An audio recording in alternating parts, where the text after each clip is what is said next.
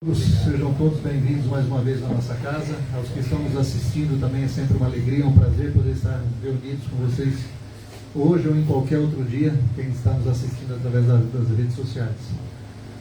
Bom, hoje, encerrando praticamente a programação do ano, temos mais a semana que vem com o Evangelho e Paz, e vamos voltar no dia 6, né? 6 de janeiro de 26. Estamos aqui também comemorando essa semana o aniversário da casa, né? Que foi, na verdade, foi a semana passada, foi no dia 1 de dezembro. A nossa casa fez 83 anos. Então, antes da palestra do Aloysio, vamos elevando o nosso pensamento a Deus, acalmando os nossos pensamentos, os nossos corações, nos preparando para mais um evangelho, para mais uma palestra, para mais um ensinamento, pedindo aos Espíritos de luz aqui presentes que as mensagens que serão passadas no dia de hoje possam tocar os nossos corações, as nossas mentes, e mais do que isso, que possa ser fato constante no nosso dia a dia. Que os irmãos de luz nos protejam e nos ajudem mais nessa jornada. Que assim seja. Aloysio, obrigado mais uma vez pelo carinho, pela atenção, por estar sempre disposto. Seja bem-vindo e fique à vontade.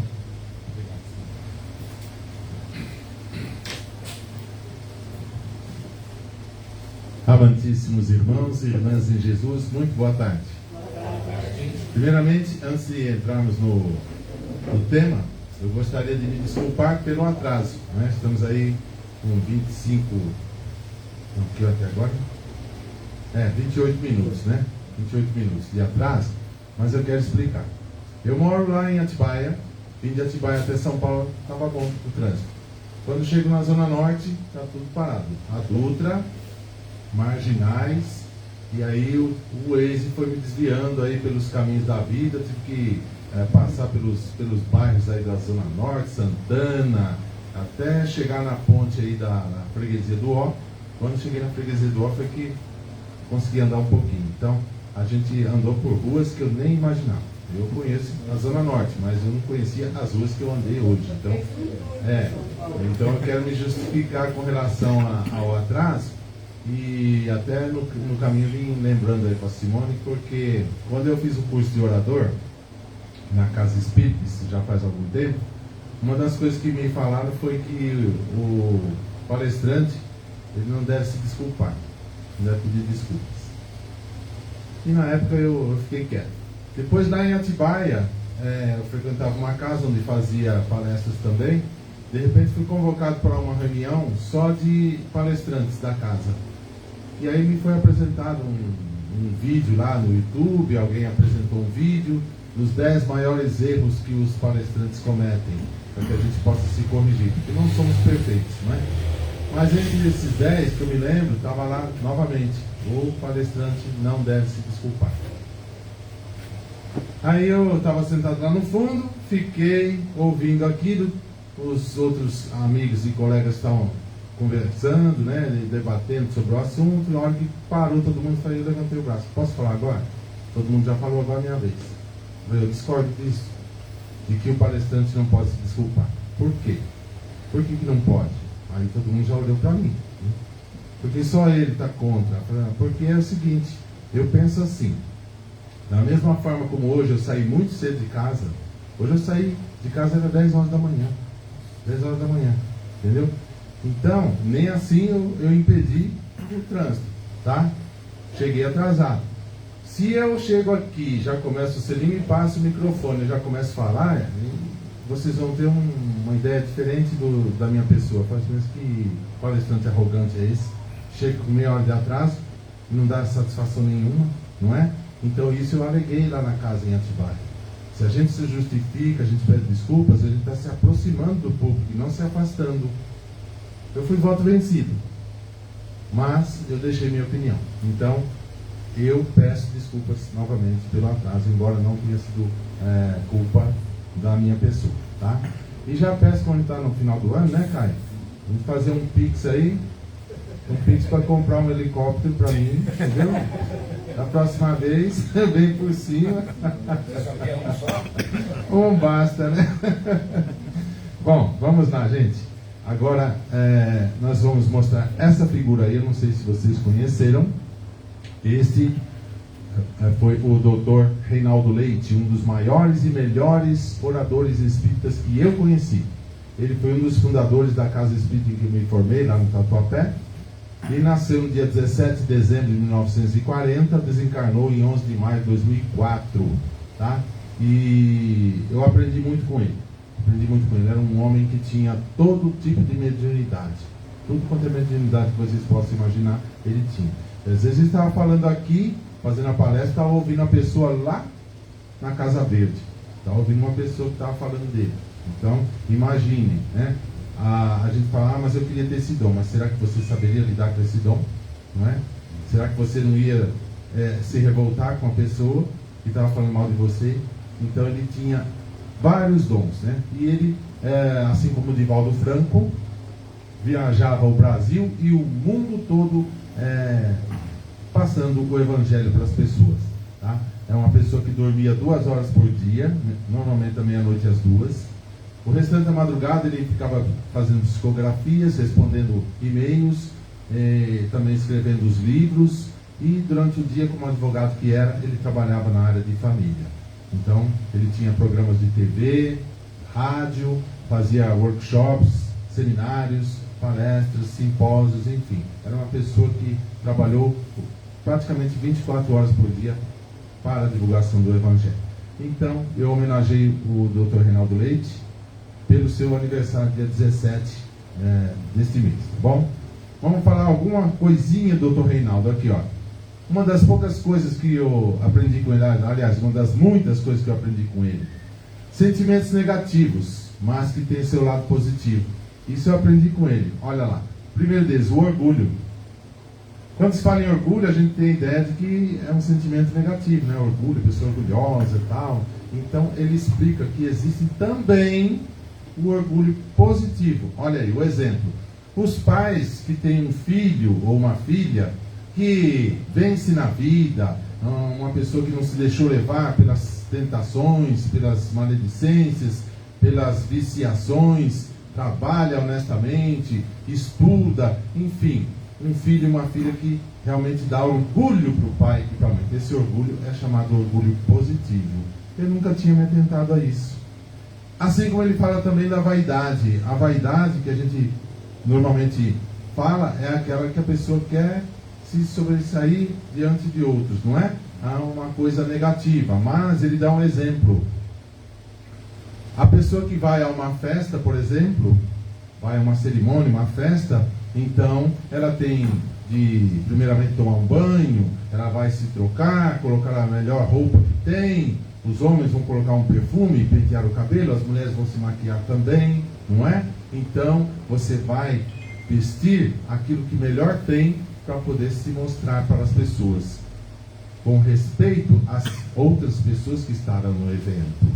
A partir do momento em que você quer ser o mais bonito ou a mais bonita do local, aí sim essa vaidade já passa a ser negativa. Perceberam? Então é a vaidade positiva também. Que mais? Ele fala também sobre o egoísmo. Egoísmo a gente tem também aquela ideia sempre negativa, não é? Mas o Dr. Reinaldo Leite, veja isso, eu aprendi, já não foi pessoalmente com ele, foi num vídeo que eu vi que ele já havia desencarnado. Ele fala sobre a autoestima. Aí eu cito aí o vídeo que vocês podem pesquisar no YouTube, tá bom? A autoestima, ela é a qualidade de quem se valoriza e está contente com o seu modo de ser, de se expressar e de viver. Então, quando a pessoa se valoriza, a autoestima é um egoísmo positivo. Alguns ensinamentos do Dr. Reinaldo Leite, olha aí. Ele fala sobre a teoria de vivências passadas, que muita gente usa erradamente esse termo. Ele fala teoria de vidas passadas, de vidas não, vivências. Por quê? Às vezes eu vou na casa espírita e eu pergunto, de quantas vidas precisa o espírito para chegar à perfeição relativa? E as pessoas falam assim, centenas, milhares, não é? Alguns chutam até números estratosféricos, mas eu digo, não, basta apenas uma vida. Essa é a vida do espírito, é a vida que Deus nos deu, o maior dom que Deus nos deu foi a vida. Precisamos de uma vida, e nessa uma vida nós temos várias vivências, várias existências, várias encarnações. Perceberam a diferença agora? Então precisamos apenas de uma vida. E aí, quando falamos nessa teoria de vivências passadas e não de vidas passadas. O que mais que ele nos ensina? Ele falou também sobre o professor Rivail, Allan Kardec. Ele usou esse pseudônimo de Allan Kardec por sugestão dos espíritos, o espírito de verdade.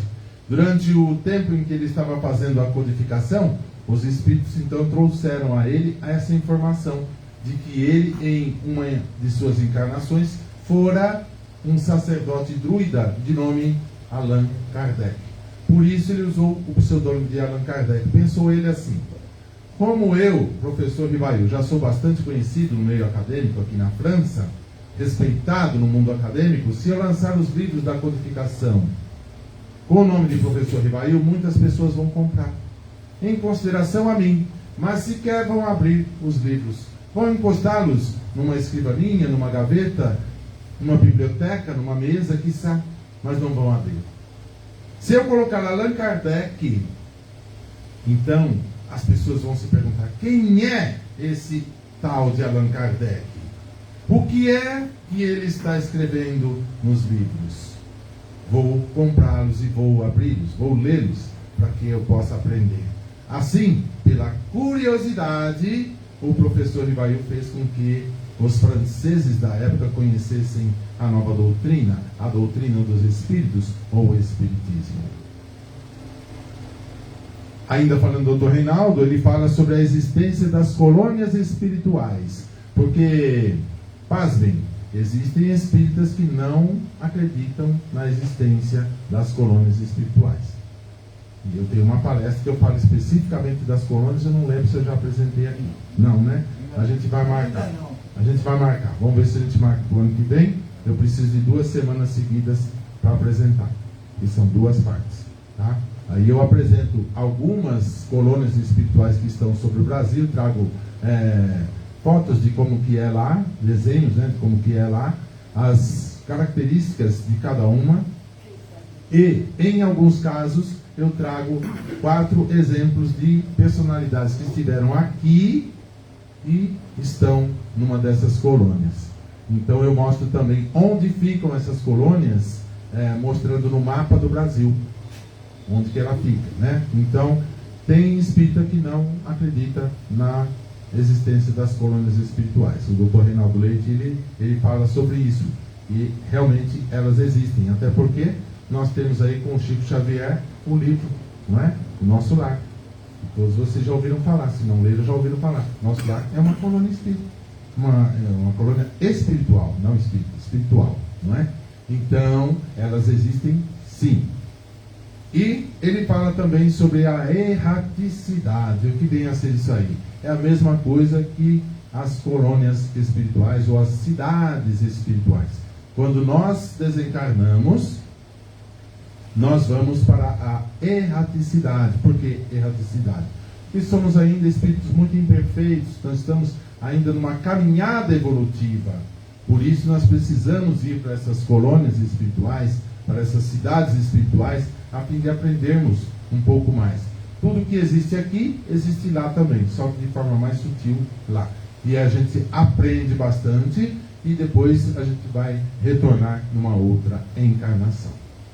Bem, falamos um pouquinho do Dr. Reinaldo Leite e entramos agora no tema da tarde, o tema que a gente propôs aqui para vocês. Não separar o que Deus juntou. E onde está isso? Está no Evangelho segundo o Espiritismo, capítulo 22. Não separar o que Deus juntou. Muitas vezes a gente leva esse ensinamento ao pé da letra, achando que nós não podemos nos separar. Nós vamos ver isso aí. Bem, como eu disse, está no Evangelho segundo o Espiritismo, aí está a capa de uma das edições, e aqui nós temos essa figura. Quem é? Quem é essa figura aí?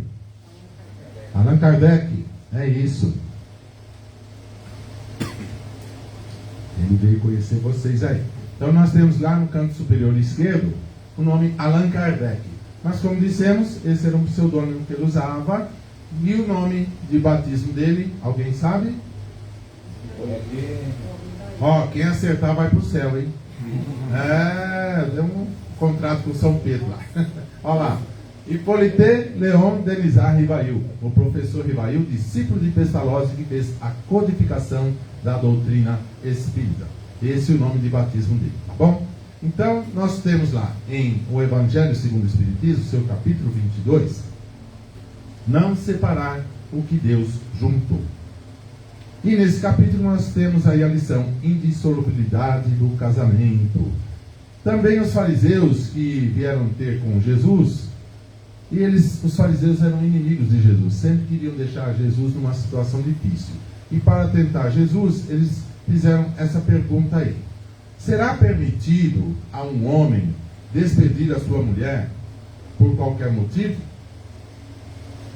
Jesus responde assim: não lestes que aquele que criou o homem desde o princípio e os criou macho e fêmea?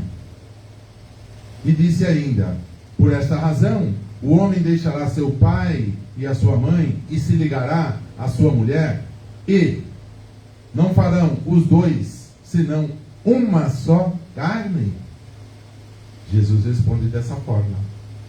Assim, continua Jesus, já não serão mais duas, mas uma só carne. Não separe, pois, o homem o que Deus juntou. O que nós vamos entender por isso? A gente vai explicar. E os fariseus, então, como eu disse, eram inimigos de Jesus, queriam sempre deixar Jesus numa situação difícil e continuaram questionando. Por que então ordenava Moisés, o líder deles, Moisés, o grande líder hebreu, por que ordenava Moisés que o marido desse à sua mulher um escrito de separação e a despedisse, uma carta de desquite? Por que Moisés permitia isso, então, se o próprio Jesus disse que não deveria o homem separar o que Deus juntou? Então Jesus responde dessa forma: foi por causa da dureza do vosso coração que Moisés permitiu despedisseis as vossas mulheres. Mas no começo, ele alerta, no começo não foi assim.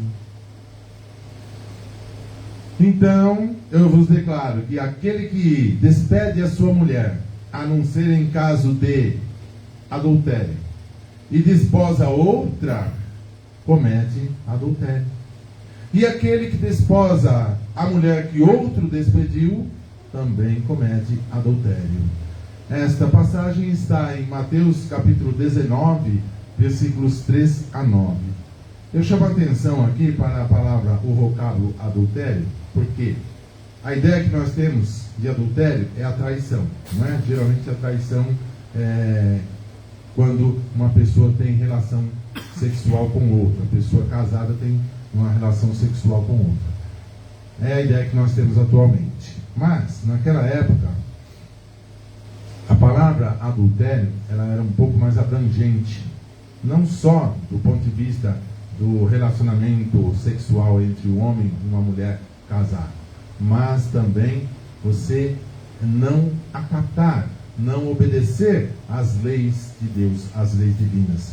Você vai, então, adulterar a lei, então você está cometendo adultério. Tudo bem? Imutável, só há o que vem de Deus. O que vem de Deus é imutável, o que vem do homem, não. As leis humanas mudam de acordo com os tempos, os lugares e também o progresso da inteligência.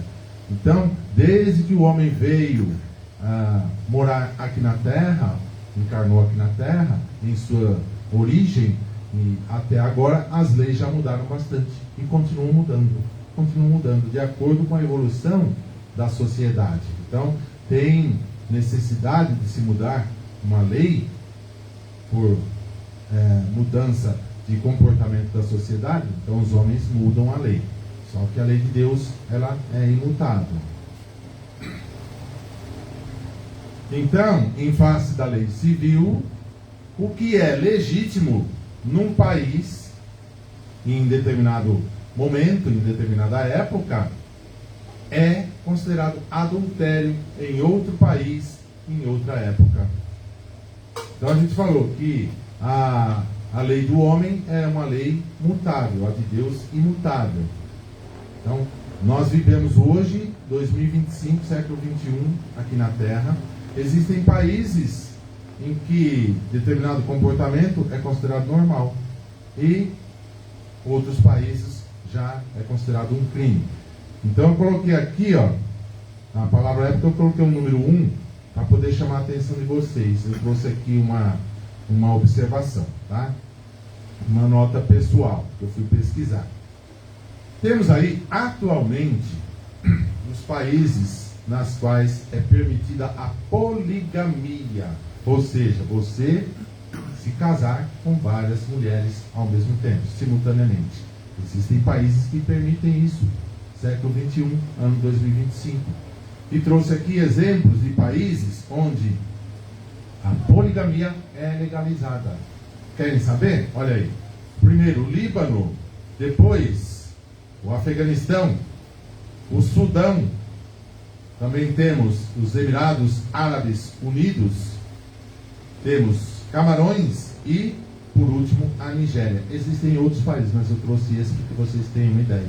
Então, nesses países é permitida a poligamia. Em outros países, como o Brasil, o nosso país, não é permitido. E existem religiões que admitem a poligamia. O islamismo permite a poligamia, mas desde que o homem ele possa sustentar todas as suas esposas da mesma forma. Não haverá então discriminação entre um e outro. Todas serão tratadas da mesma maneira. Nenhuma terá uma vantagem sobre outra. E também o hinduísmo. O hinduísmo também eles permitem a poligamia, mas a poligamia no hinduísmo ela acontece mais na zona rural, onde as pessoas são mais simples e geralmente é limitada aos homens, que podem ter várias mulheres. Acho que lá eles não conhecem a pensão alimentícia. Vamos lá. Temos aqui uma observação que eu coloquei. Aqui no Brasil, nós temos aí tanto nossa Constituição Federal de 1988, no seu artigo 226, parágrafo 3º, como também no Código Civil, no seu artigo 1521, que estabelecem o quê? Que o casamento civil, ele é a união entre duas pessoas, sem prever, então, a possibilidade de casamento poligâmico. Então, no Brasil, por lei, não se permite a poligamia. Bem, voltamos aqui ao Evangelho. Quis Deus que os seres se unissem, não só pelos laços da carne, olha, mas, principalmente, que se unissem pelos laços da alma. Não deixamos, então, de observar esse detalhe. Por quê? Normalmente a gente se deixa levar pela beleza da outra pessoa, a moça muito bonita, o rapaz é muito bonito, muito rico, tem posses, enfim, as pessoas se deixam levar por coisas materiais. Então Deus quer que nós nos unamos pelos laços da alma, os laços espirituais. Assim nós teremos realmente um casamento feliz. Ao dizer Deus, não sereis senão uma só carne, e quando Jesus disse, não separeis o que Deus uniu, nós devemos ter nesses ensinamentos a lei imutável de Deus, ou seja, a lei que não muda com os tempos. A lei de Deus, a lei divina, não muda, contrário à lei mutável dos homens. Então, as leis divinas passam os tempos e elas continuam as mesmas, são perfeitas. A lei civil, ela existe para regular as relações sociais e os interesses das famílias, enfim, fazer com que a sociedade possa viver em harmonia. Ela é útil, sim, é útil, é necessária, mas ela é variável, ela é mutável, como disse, de acordo com o comportamento da sociedade, das pessoas, a lei vai mudando porque eu me lembro que antigamente não existia o divórcio, existia quando muito o desquite, não é? E eu me lembro que eu era muito pequenino, quando uma mulher com muito custo conseguia se desquitar, ela ficava discriminada pela sociedade e pela própria família. Ela era equiparada a uma prostituta, ninguém respeitava, não é? Hoje nós temos aí o divórcio, ou então houve uma mudança na lei dos homens, mas as leis de Deus, como eu disse, não mudam, tá? E aí há uma questão: o que é mais humano, mais caridoso, mais moral?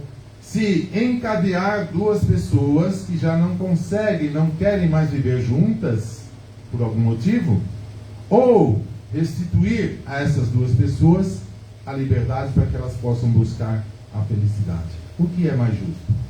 Será que vale a pena você continuar num casamento em que o casal já não se respeita mais? Já não se gosta? Existe aquela, inclusive, a agressão verbal, não é? O marido falando coisas feias para a mulher também respondendo mal para o marido, ou às vezes até havendo a agressão física, ou até morte. Eu mostrei a foto do Dr. Reinaldo Leite. Uma das coisas que ele nos ensinou a respeito do divórcio é que a doutrina espírita, ela não proíbe o divórcio, não é contra o divórcio, mas também nós não saímos por aí incentivando o divórcio de forma alguma.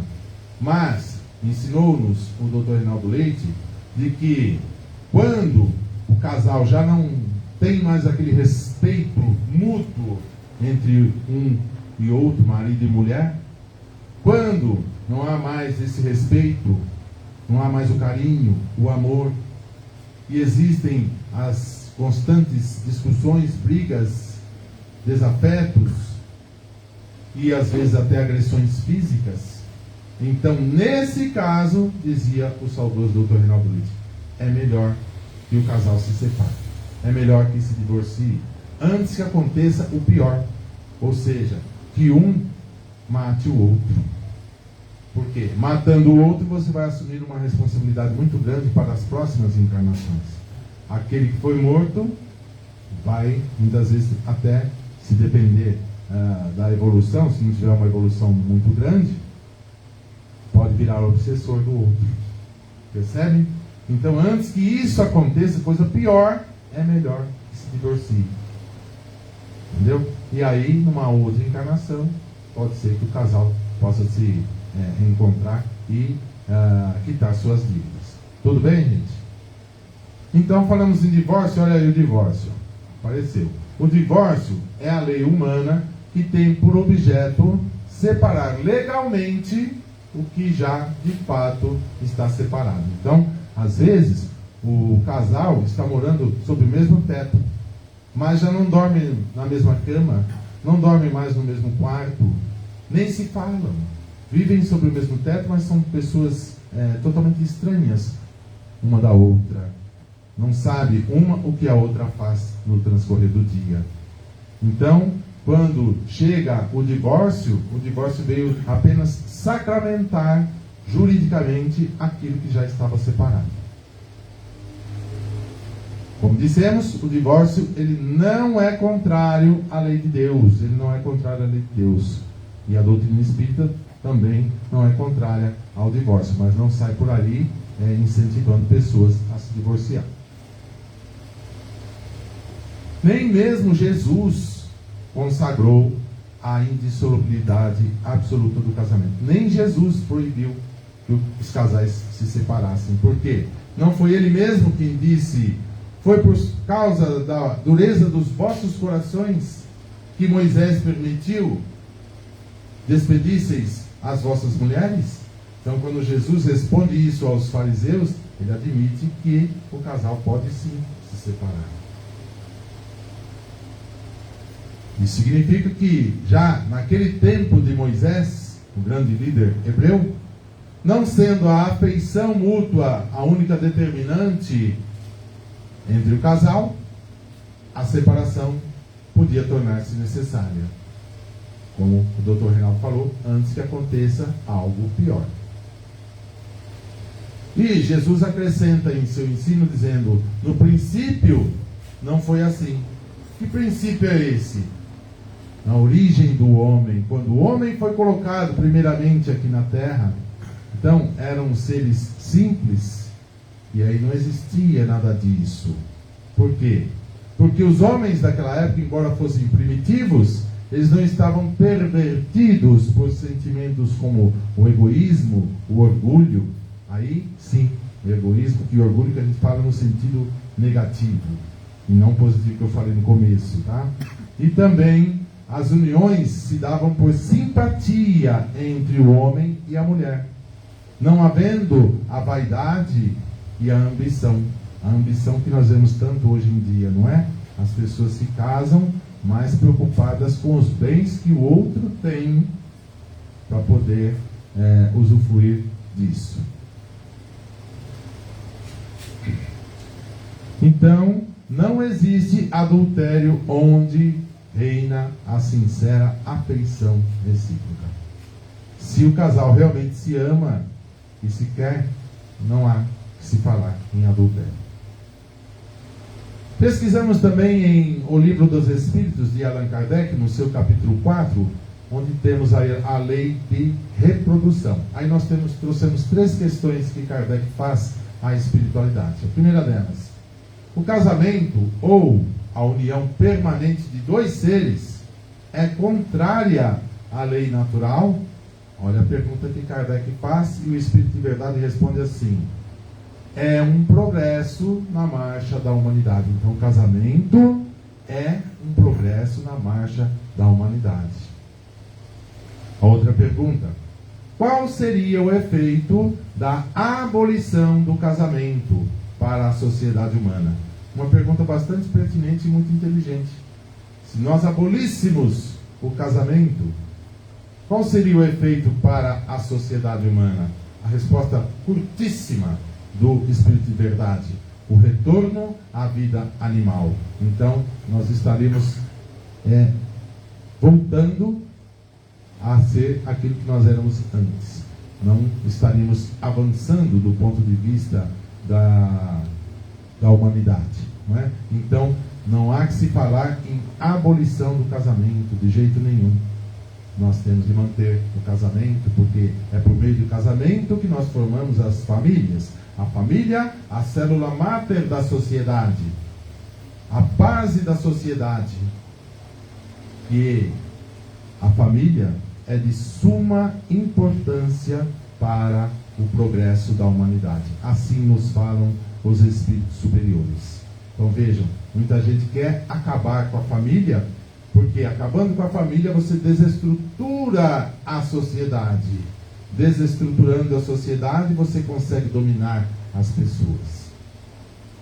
Quando você tem uma família estruturada, então fica muito mais difícil que essas pessoas sejam dominadas. Por isso que alguns querem acabar com a instituição família. E a outra pergunta que Kardec faz no Livro dos Espíritos: a ideia de que o casamento não pode ser absolutamente dissolvido está na lei natural ou apenas na lei humana?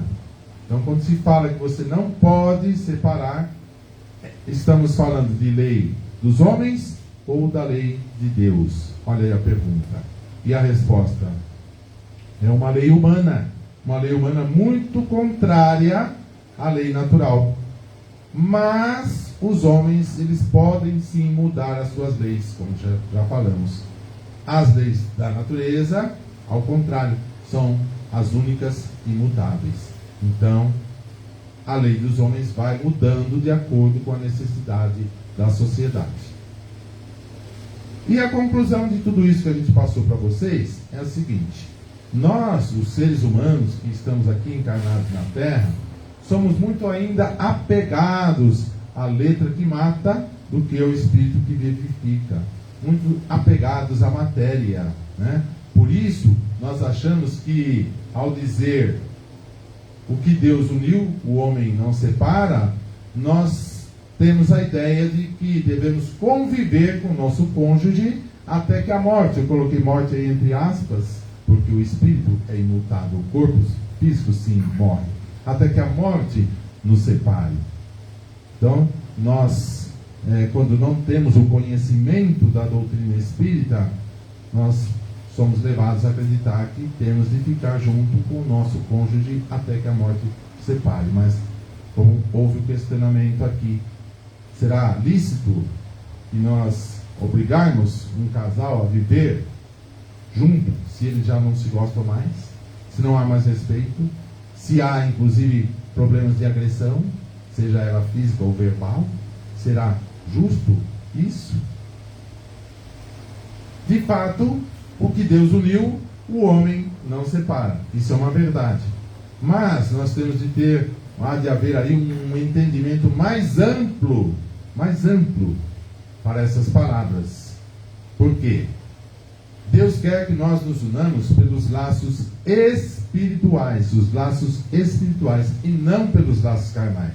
Porque o rapaz é muito bonito, porque a moça é de uma família muito rica, e porque tem carro, porque tem fazenda. Então, Deus não quer que a gente se apegue, que a gente esteja casado com a outra pessoa por isso. Mas sim, nos apegarmos, nos juntarmos, nos casarmos pelos laços espirituais.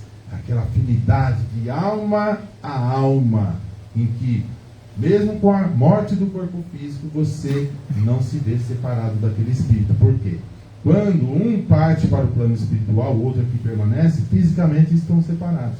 Mas o que ficou, quando desencarnar, certamente vai se encontrar com sua alma gêmea, se assim podemos dizer, no plano espiritual.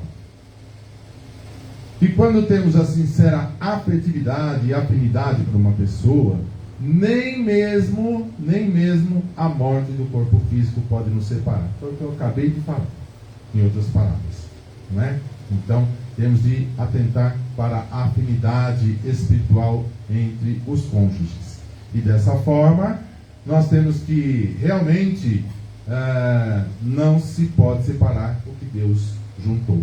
Quando nós nos unimos pelos laços espirituais, é porque Deus nos juntou. Aí ninguém separa. Amemos verdadeiramente o nosso cônjuge. Deixemos de lado os interesses mundanos, os interesses materiais, físicos. Unamos-nos pelo coração, pela mente e pelo espírito.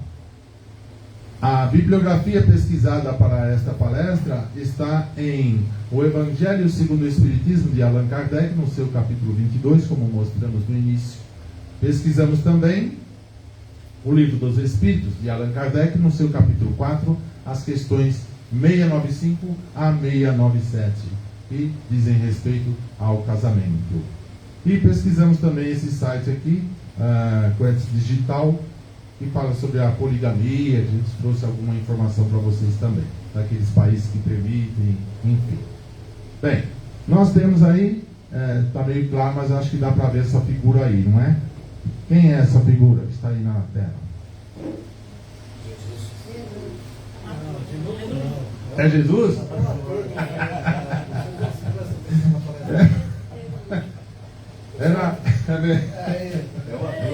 É que na hora a pessoa está naquela cochiladinha, né? Acaba esquecendo. Mas esse, na verdade, é o ator Robert Powell, que fez o filme Jesus de Nazaré, de Franco Zeffirelli. Na minha modesta opinião, o filme mais bonito que eu já assisti sobre a vida de Jesus, com riqueza de detalhes. O filme mais lindo que eu já assisti sobre Jesus. Já vi muitos, mas esse, Jesus de Nazaré, de Franco Zeffirelli, para mim é imbatível.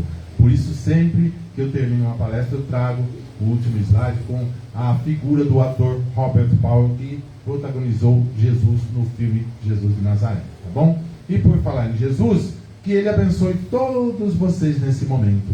Abençoe todos vocês nesse instante.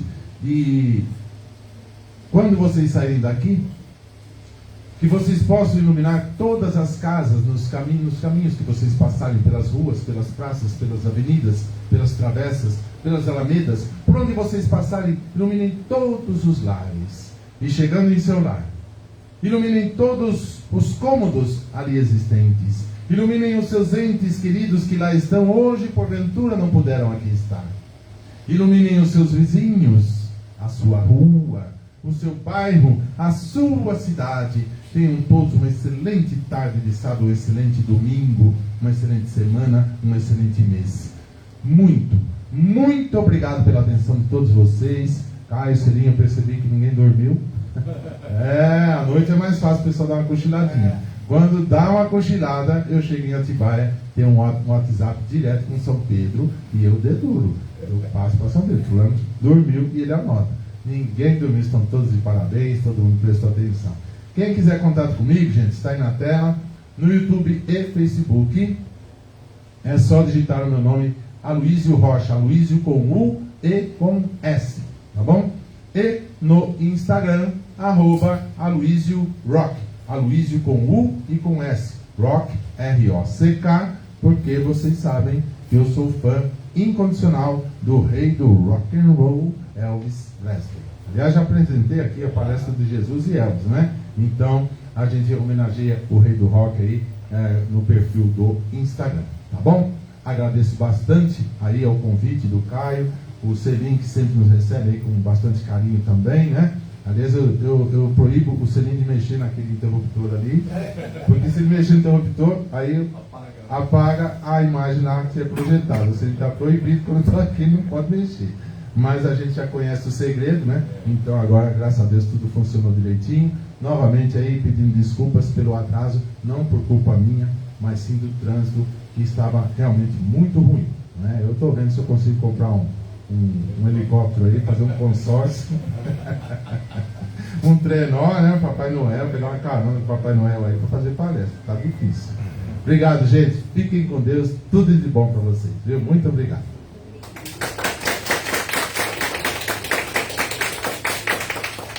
Abusando da boa vontade, faz uma oração de encerramento, por favor. Parece que a Márcia tinha uma pergunta para ele. Desculpa. É fácil a pergunta? É fácil? É fácil. Então tá bom. Depois eu fiquei questionando, eu acho que eu me precipitei. Eu não entendi. Não, é que eu ia perguntar. É só que eu estava vendo pro lado negativo. Depois você explicou pro lado do negativo. orgulho, a vaidade. Não, é porque o que Deus uniu, o homem não separa. Aí eu tinha em mente que é por causa da lei do karma, né? Assim.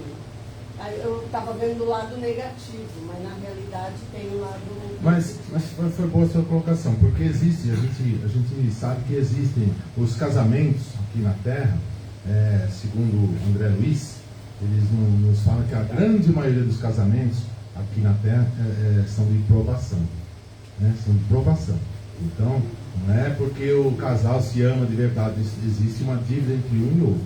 Se for puxar a ficha reencarnatória, na sua grande maioria, segundo André Luiz, existe aí o que você chama de karma, tá? Uma dívida entre um e outro, tá? Não que não exista aquela questão da alma gêmea, que eu não gosto de usar esse termo alma gêmea, porque a alma ela é indivisível, não é? Mas existe sim essa questão do casal que tem que se unir por um débito do passado, uma pendência que ficou, aí vai se unir para poder se ajustar. Assim como acontece com os filhos também, no lar. Por isso que a gente sabe na doutrina espírita, as maiores provações que nós temos estão onde? Dentro do lar. Começa no lar, né? Então, mas isso não quer dizer também que não existam casamentos de espíritos que sejam realmente afins, ou seja, que têm afinidade um com o outro, não tem dívida nenhuma. Existe também. Mas André Luiz nos fala que aqui na Terra, como somos espíritos ainda muito inferiores, a grande maioria está ligada por necessidade, né? Por karma ou dívidas do passado. Quer dizer que quanto mais longo o casamento, mais praga pega. Não necessariamente. Hoje eu estou completando 63 anos no casamento. A senhora está aguentando essa criatura até hoje. A senhora me lembrou um fato. Eu citei o Dr. Reinaldo, sempre que eu posso eu cito o Dr. Reinaldo, né? E ele tinha um contato muito grande com a espiritualidade, né? E uma vez ele contou num programa de rádio, eu estava ouvindo, um caso de uma mulher que tinha ficado viúva, né?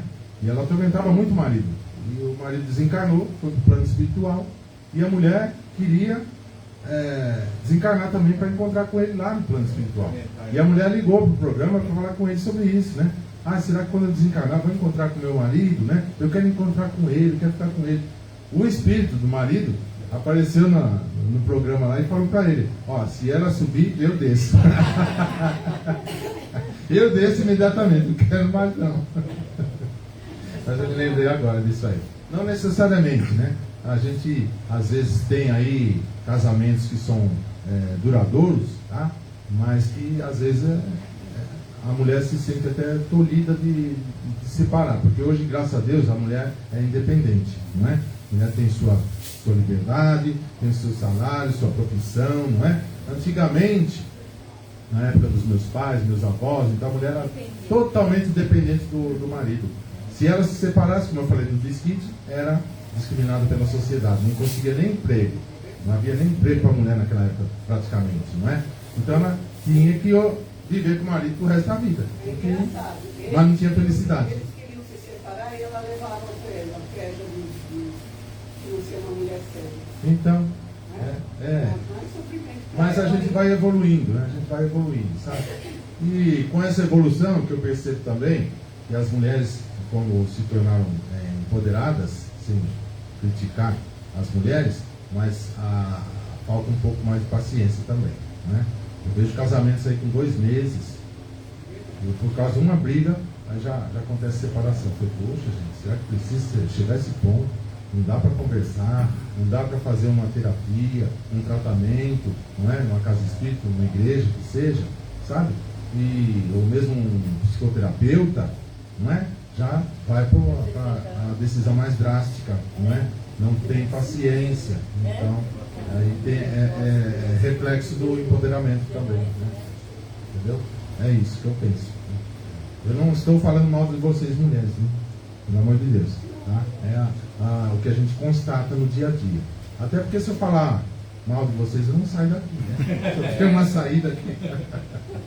Mas é assim, a gente percebe que a sociedade vai evoluindo. E a tendência nossa é de que as uniões se tornem cada vez mais voltadas ao amor mesmo, à afinidade de espírito para espírito, e não com interesses físicos ou materiais, entendeu? Nada disso. Então, o que Deus uniu, o homem não separa, isso é verdade. Uniu pelos laços espirituais, afinidade de espírito para espírito, sem aquele interesse material. Interesse material, quando o homem é bonito, a mulher envelhece, aí a gente vira um bagaço, né, Caio? Depois que a gente envelhece, né? Então, já não tem mais aquela beleza, aquele glamour, aquele dinheiro que você tinha, às vezes também pode ter perdido. Então, e aí? Acaba o casamento. Não é porque era voltado apenas para interesse material. Quando existe, então, afinidade de espírito para espírito, então, isso tudo é colocado à distância, não é? Você continua com aquela pessoa porque você realmente tem afinidade espiritual com ela, entendeu? É isso. Deu para entender? Sim. Beleza. Alguém mais? Não? Então, vamos fazer aí uma vibração e fazer a prece também, né? Vamos aproveitar esse momento, fechando os nossos olhos, agradecendo primeiramente a Deus Pai Todo-Poderoso pelo dom da vida, o maior dom que Ele nos deu, o dom da vida. Agradecendo pela oportunidade reencarnatória aqui na Terra, nesse planeta bendito que nos recebe. Agradecendo por todas as dificuldades, as mazelas, os problemas por que temos passado. Pedindo a Deus, a Jesus e a toda a espiritualidade benevolente que nos deem forças físicas, morais e espirituais para suplantar todas as dificuldades sem reclamar, sem murmurar, sem desejar mal ao próximo. Agradecendo também por toda a ajuda que temos recebido do plano espiritual e das pessoas encarnadas.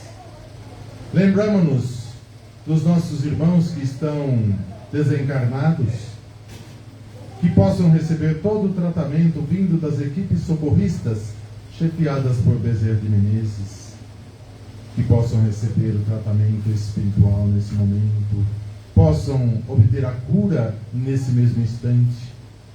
Aqueles que porventura não conseguirem a cura, mas já vão sentindo uma grande melhora perispiritual para terem uma tarde feliz, uma tarde muito boa, uma noite resplandecente, cheia de paz, de muita harmonia, de muita saúde, proteção e alegria.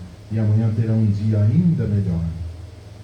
Nossos irmãos e irmãs que estão encarcerados nas cadeias públicas, que nesse momento também possam receber os eflúvios amoráveis de cura vindo das equipes espirituais, que possam conhecer o Evangelho de Jesus, possam internalizar os ensinos do Meigo Rabi, e apesar do ambiente carcerário ser muito pesado do ponto de vista físico e espiritual, mas não é impossível para esses nossos irmãos e irmãs que conheçam e internalizem o Evangelho, fazendo a sua reforma moral, a sua reforma íntima, para quando receberem a sentença de liberdade, possam mostrar a si mesmos que não mais farão mal ao seu semelhante, não mais cometerão crimes, mas que